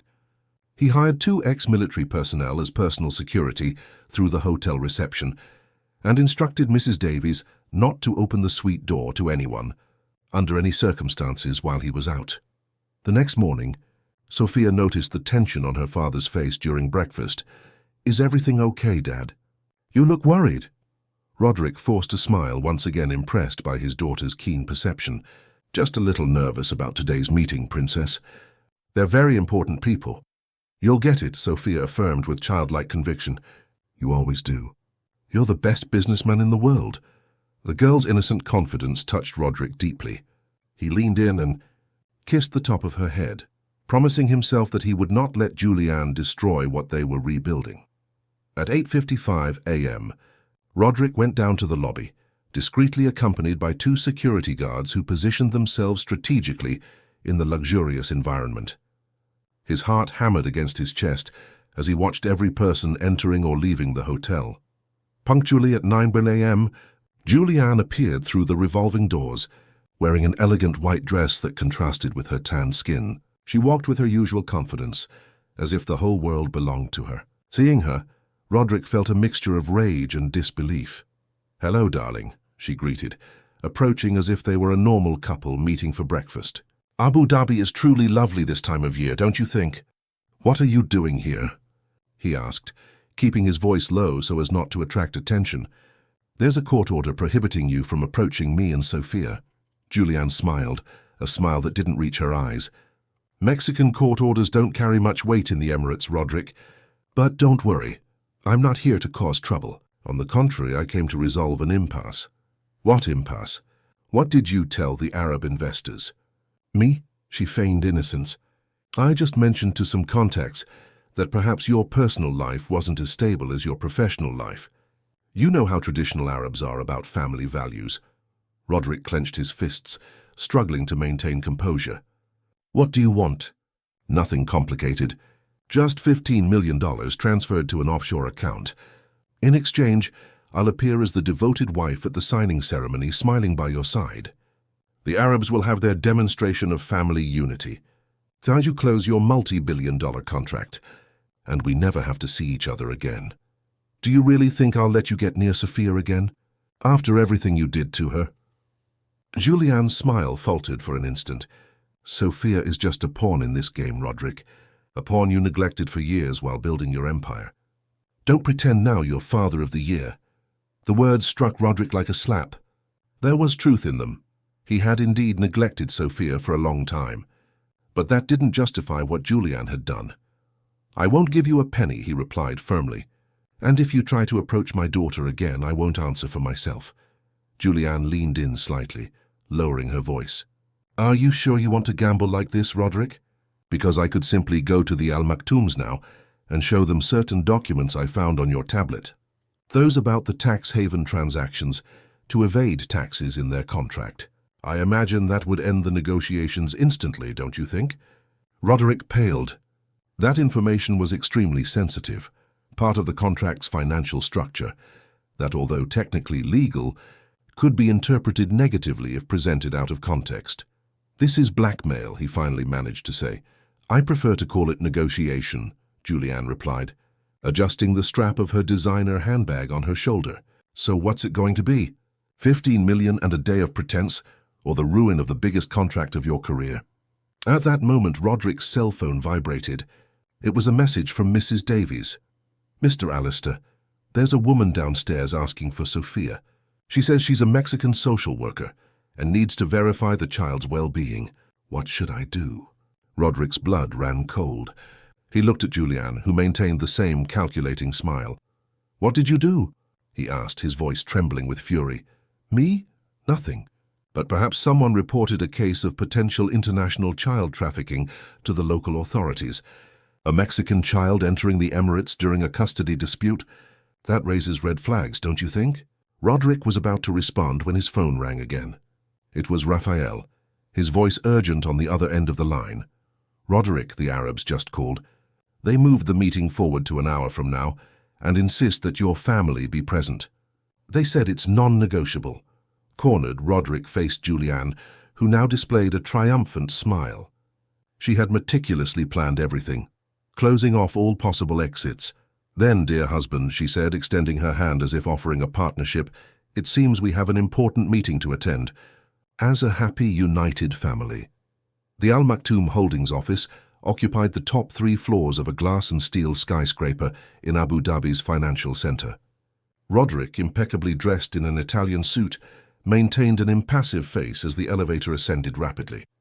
By his side, Julianne smiled serenely, the personification of the elegant and devoted wife in her white dress that seemed tailor-made for the occasion. Between them, Sophia looked from one to the other, confusion evident in her childlike eyes.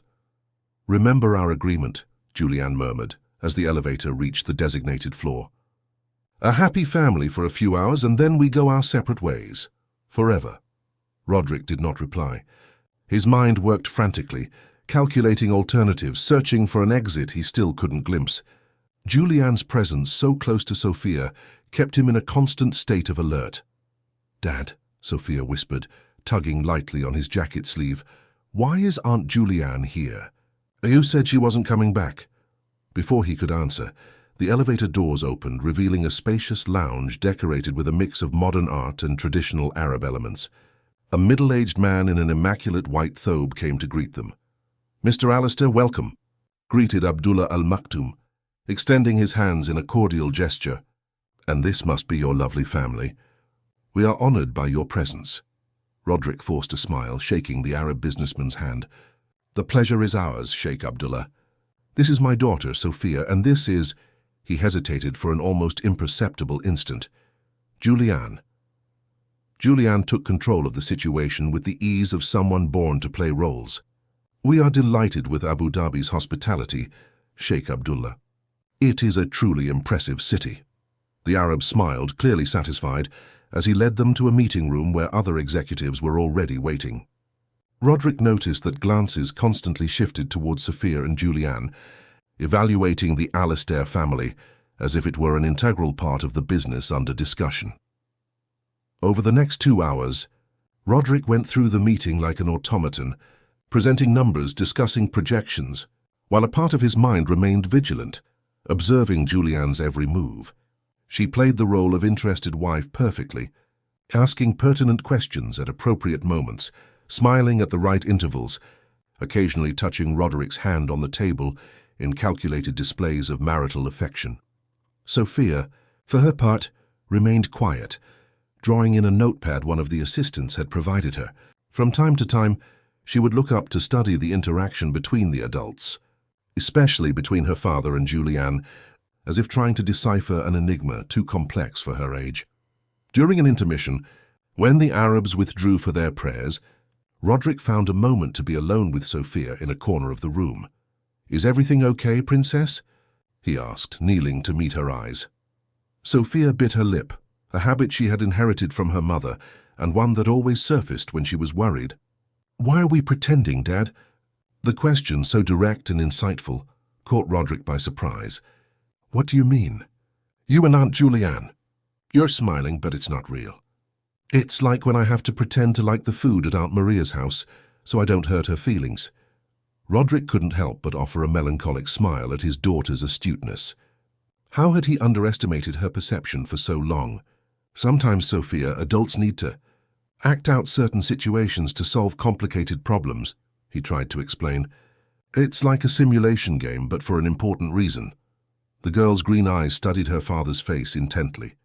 "Is it for your work?" "Yes, partly. But I promise that when we finish here, I'll explain everything better to you. And remember what I told you. No matter what happens, you are safe with me, always." Sophia nodded gravely, but before she could say more, Julianne approached, her smile perfectly calibrated to appear warm as she whispered through clenched teeth, "Showtime, darling." "They're coming back." The signing ceremony was ostentatious, like everything in Abu Dhabi. Non-alcoholic champagne was served in crystal flutes, corporate photographers recorded every moment, and traditional gifts were exchanged. When it finally came time to sign the documents, Sheikh Abdullah delivered a short speech about the importance of family ties in business. "In Arab culture, we believe a man is as strong as his family," he declared, looking directly at Roderick. "Seeing your lovely wife and daughter here today gives us confidence that we are doing business not only with a company but with a family of values." Roderick felt a bitter taste in his mouth as he smiled and thanked him, aware of the cruel irony of the situation. Beside him, Julianne shone, completely dominating the scene with her calculated charm. Only Roderick's attentive eyes noticed how she subtly kept Sophia at a distance, always placing herself between father and daughter like an invisible barrier. After the signatures and final greetings, as they were preparing to leave, Sheikh Abdullah pulled Roderick aside to a discreet corner. "Your family is charming, Mr. Alistair," he commented, watching Julianne interact with some executives a few meters away. "But allow me a piece of advice from an elder. A man's most valuable treasure is not in contracts or bank accounts." Following the Arab's gaze, Roderick saw Sophia sitting alone on a sofa, observing everything with tired eyes. The sight of his daughter, clearly exhausted by the adult charade she was forced to witness, hit him like a punch to the gut. "Thank you for the advice, Sheikh," he replied sincerely. It's a lesson I'm learning every day. Back in the elevator, the atmosphere between the three was palpably tense. As soon as the doors closed, Julianne dropped the mask of devoted wife, her face hardening into calculating lines. Good job, Roderick. The contract is closed. The Arab's delighted with our model family.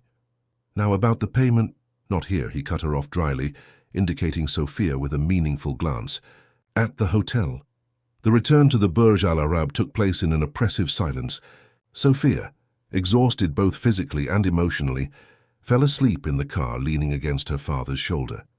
Roderick watched her with a mixture of love and guilt, wondering how much damage this situation was causing to her already fragile sense of security. When they arrived, Mrs. Davies was waiting anxiously in the suite. Her eyes widened with surprise and indignation at the sight of Julianne, but Roderick made a discreet gesture for silence. Mrs. Davies, could you take Sophia to rest a bit? She had an exhausting day, he asked, transferring his sleeping daughter into the housekeeper's arms. When they were alone in the suite's living room, Julianne immediately adopted a business tone, 15 million as agreed. Transfer to this account, she said, handing over a paper with the bank details. Once the money is confirmed, I disappear from your life and Sophia's life forever. Roderick studied the paper for a moment before placing it on the coffee table. Do you really think it will be that simple? That after everything you did, I'll just give you 15 million and let you go unpunished? I don't have time for blame games, Roderick, Julianne replied, impatient. You closed your multi-billion-dollar contract. I want my share. It's a fair deal. Fair, he repeated, incredulous. You psychologically abused my daughter. You isolated her, humiliated her, treated her like a servant, and now you think you can just put a price on that? Julianne let out a bored sigh, as if the conversation was a waste of time. Always so dramatic. Sophia is fine. Children are resilient, and let's not pretend you were the perfect father before me. How many birthdays did you miss? How many school plays? While you built your precious empire, I at least was there. The words touched a raw nerve, but Roderick didn't let himself be sidetracked. I'm not saying I was perfect. I made many mistakes. But you deliberately hurt an innocent child for your own ends. That has no price, it has consequences. Something changed in Julianne's eyes, a glint of caution, perhaps even concern, replacing her usual arrogance. What kind of consequences are you suggesting? She asked slowly. Roderick walked to a side table and opened a folder. While you were putting on your perfect performance for the Arabs, my lawyers were not idle. They uncovered some interesting things about your past. He pulled out some photographs and spread them on the table. Images of Julianne, or Adriana, or whatever her real name was, with different men over the years, all taken from social records and news reports. Victor Morrison, a pharmaceutical entrepreneur. Marriage annulled after he discovered identity fraud. Charles Foster, owner of a hotel chain, hospitalized with mysterious food poisoning 3 months after the marriage. And, of course, Albert Miller, who fell down the stairs at home after starting to question your financial activities. Julianne's face remained impassive, but a muscle twitched in her jaw, betraying her increasing tension. Isolated cases, coincidences. You can't prove anything. Isolated? Perhaps not, Roderick conceded, but together they form a very interesting pattern, especially when combined with the statements of the children involved. That information clearly caught Julianne off guard. What statements? Your methods are consistent, Julianne. The isolation, the psychological punishments, the creation of emotional dependence. Beatrice Miller, Albert's daughter, is willing to testify about what she experienced under your care, as is Luke Foster. Children lie, Julianne snapped, but her confidence was visibly crumbling, especially when they are manipulated by adults with their own agendas. Like you did with Sophia, Roderick retorted, telling her I didn't care, that I preferred to work than be with her. Is that not manipulation either? A tense silence settled between them. Julianne seemed to calculate her options, recalibrating her strategy. Finally, she regained her composure, crossing her legs elegantly as she leaned back on the sofa. What exactly are you proposing, Roderick? Because if you're thinking of threatening me with some kind of criminal prosecution, remember, I have those documents about your tax transactions. Mutual destruction benefits no one. Roderick sat opposite her, keeping his eyes fixed on hers. "I'm proposing an exchange. The 15 million you demand, deposited into an account that can only be accessed under certain conditions." "What conditions?" "That first you disappear. Not just from my life and Sophia's, but from all of England. You change your name again, start over somewhere else, another country." "That would be possible," Julianne considered, cautious.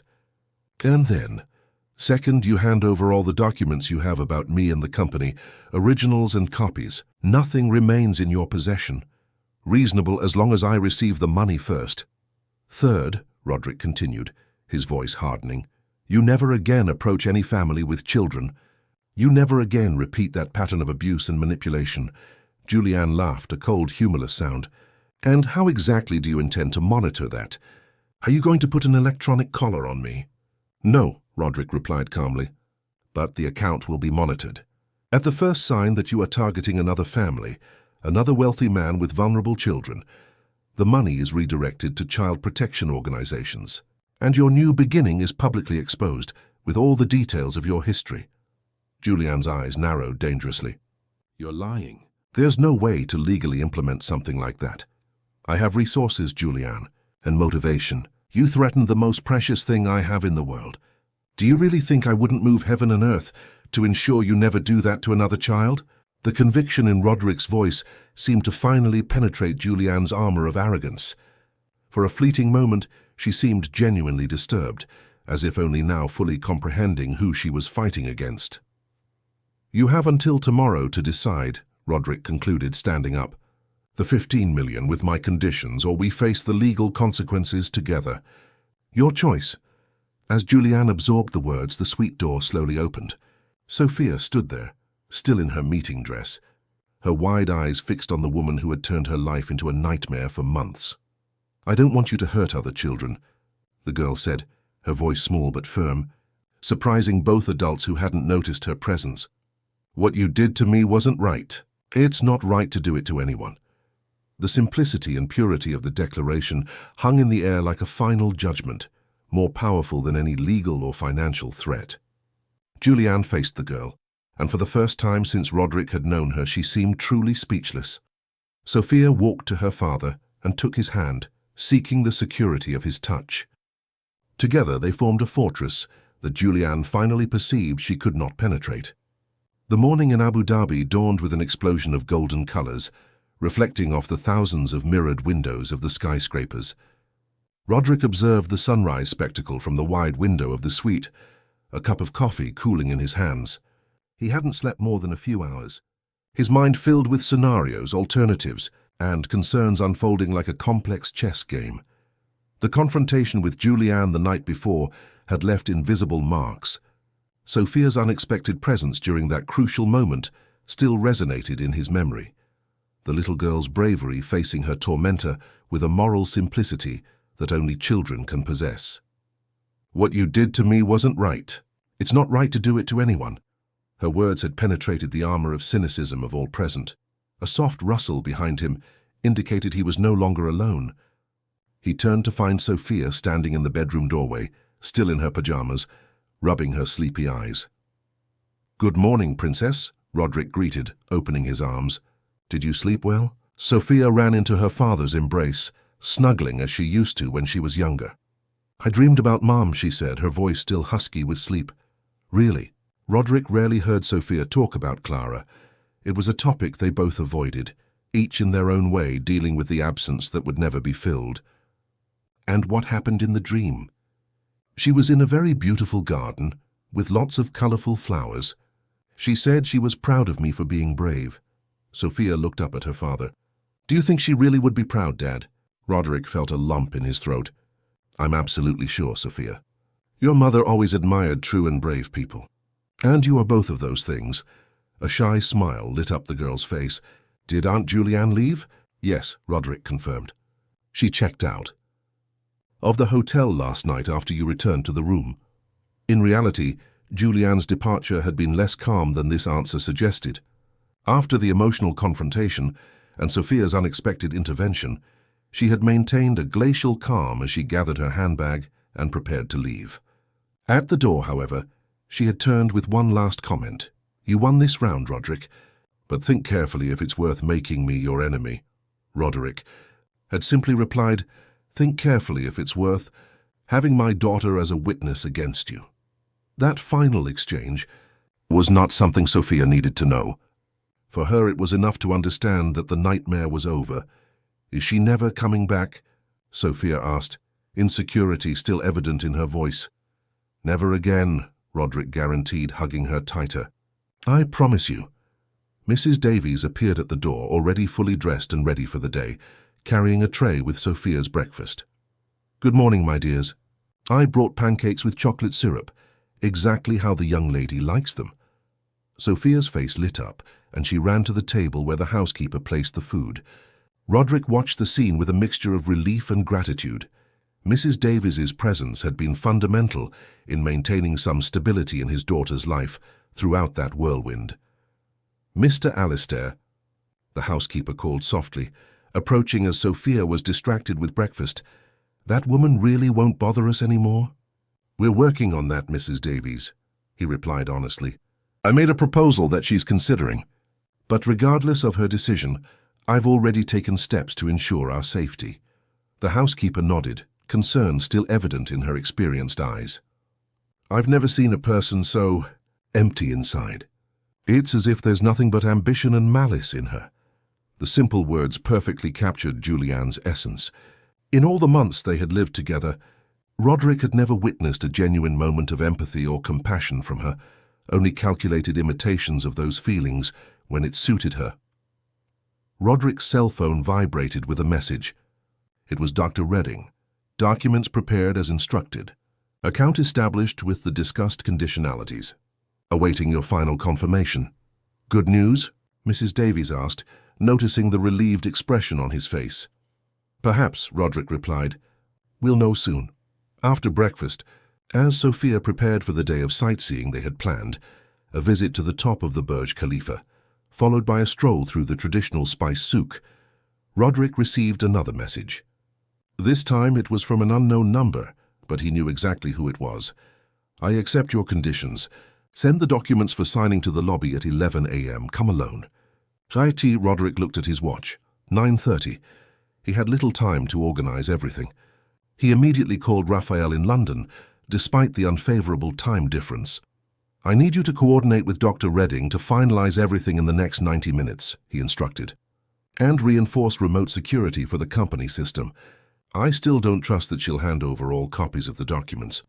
We've been on it since last night, Raphael assured, sounding surprisingly awake for someone who had probably been woken in the middle of the Mexican night.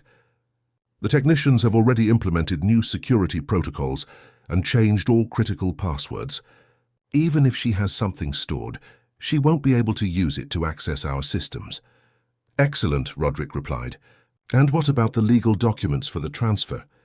Dr. Redding is sending everything to your email in the next few minutes. They're foolproof, Roderick. She'll have no way to challenge or reverse the conditions afterward. After hanging up, Roderick found himself facing a dilemma. He had promised Sophia a day of sightseeing, something she was eagerly looking forward to. But he needed to meet Julianne to close this chapter of their lives once and for all. Sophia, he called, finding his daughter already dressed in a colorful t-shirt and shorts, ready to explore the city. I need to resolve one last work-related thing this morning. It will be quick, I promise. After that, we'll have the rest of the day just for the two of us. Disappointment briefly crossed the girl's face, but it was quickly replaced by understanding.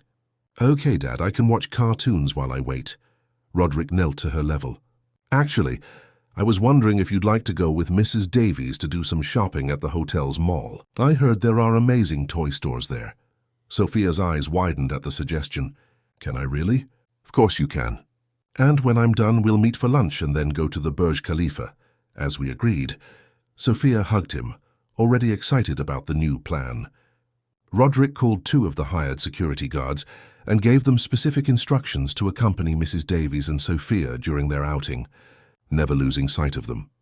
At 10:55 a.m., Roderick went down to the lobby, carrying a folder with the documents he had received and printed. The elegant space was relatively empty at that hour, with only a few guests circulating through the luxurious surroundings. He chose a discreet corner near a decorative fountain and waited. Punctually at 11 a.m., Julianne appeared. She wore a light linen outfit, sunglasses and a scarf partially covering her hair, an obvious attempt to go unnoticed. Without greetings or initial words, she sat opposite Roderick. "The documents," she said, extending her hand. "First the files," he countered. Julianne took a USB drive from her handbag and placed it on the table. "Everything is here. The originals and copies of everything I have on you and the company." As agreed. Roderick took the device but made no mention of handing over the papers yet. "How can I be sure there aren't other copies?" A cold smile appeared on Julianne's lips. "You can't. You'll have to trust my word, just as I trusted yours by coming here today." It was the impasse Roderick had already expected. In reality, his IT specialists had already anticipated that they wouldn't get an absolute guarantee of the deletion of all copies. The strategy, therefore, had been to reduce the value of that information through the security changes implemented in the early morning.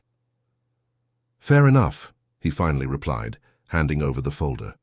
15 million as agreed, but the conditions are clearly set out in the contract. By signing it, you agree that the money will only be released in installments over 5 years, and that any violation of the clauses will result in the immediate redirection of the remaining balance.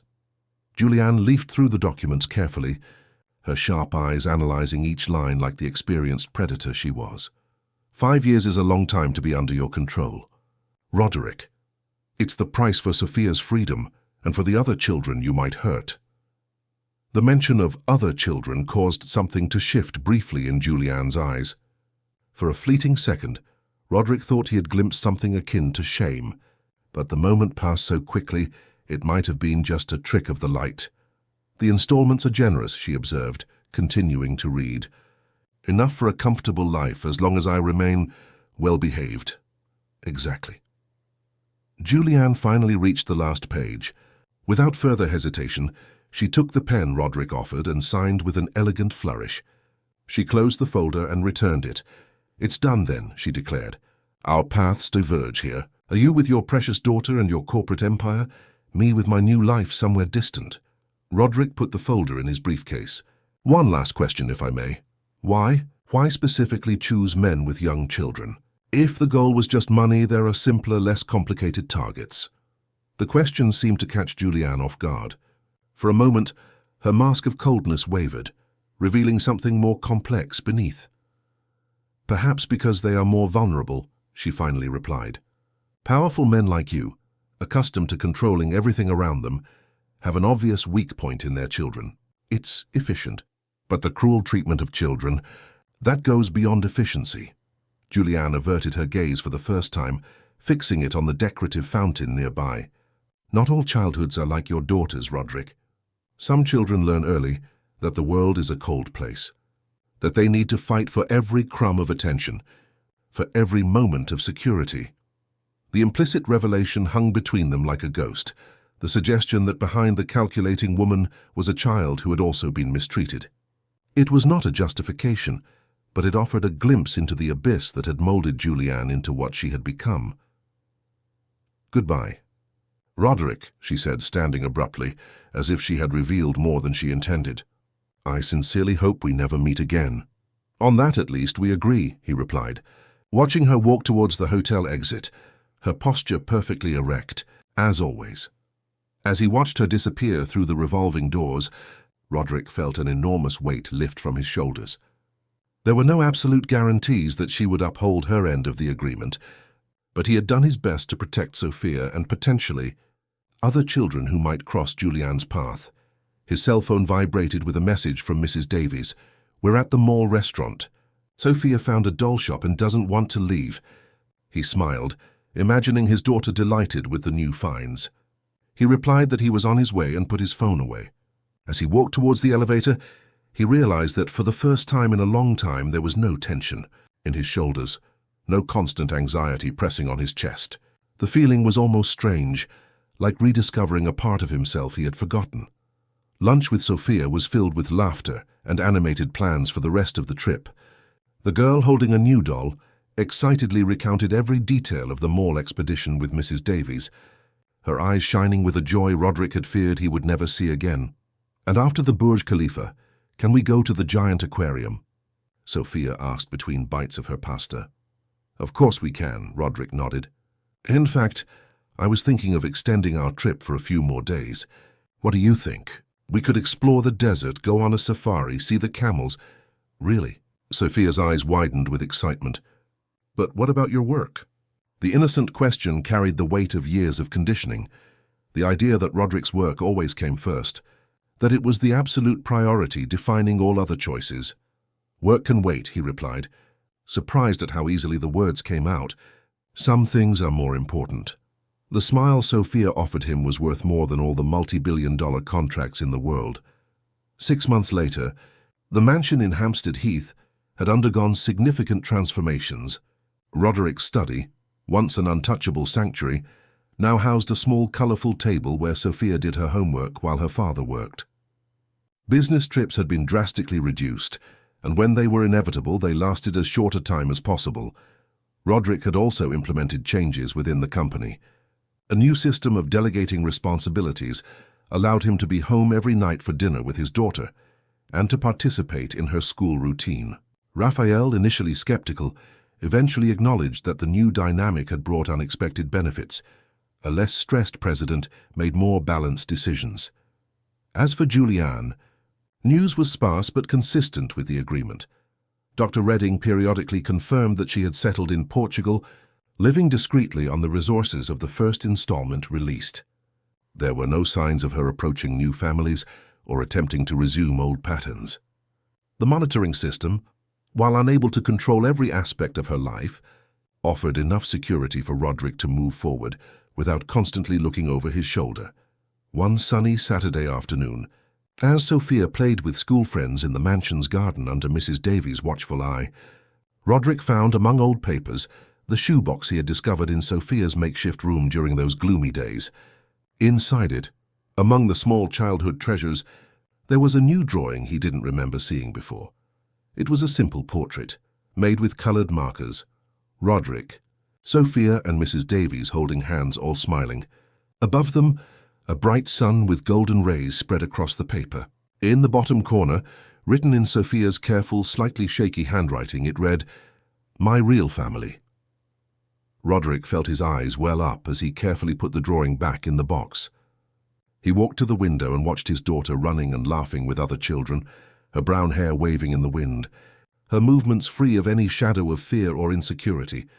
The pain of the past had not completely disappeared, for none of them. Sophia still had occasional nightmares, still hesitated momentarily in certain situations. Roderick still blamed himself for not having perceived his daughter's suffering sooner. But together, they were building something new on the foundations of that traumatic experience, a relationship based on real presence, not just on expensive gifts or empty promises. The road ahead would be long with its own challenges. Sophia would grow up, face the complexities of adolescence, ask more difficult questions about her biological mother, about the period with Julianne, about her father's choices. Roderick knew he wouldn't always have the right answers, that he would make new mistakes. But he had learned the most important lesson, to be truly present, to listen with an open heart, and to put his daughter's emotional well-being above any professional success. As he watched Sophia running in the garden, Roderick recalled Sheikh Abdullah's words in Abu Dhabi, "A man's most valuable treasure is not in contracts or bank accounts." Never had a truth been so clear to him as it was now, watching his daughter rebuild, game by game, hug by hug, the childhood that had almost been stolen from her. "Dad, come play with us," Sophia called from the garden, waving energetically. Without hesitation, Roderick left behind the papers, the cell phone, the adult concerns, and stepped out into the afternoon sun. The empire could wait. The true treasure was there, calling him, with open arms and a smile worth more than all the gold in the world.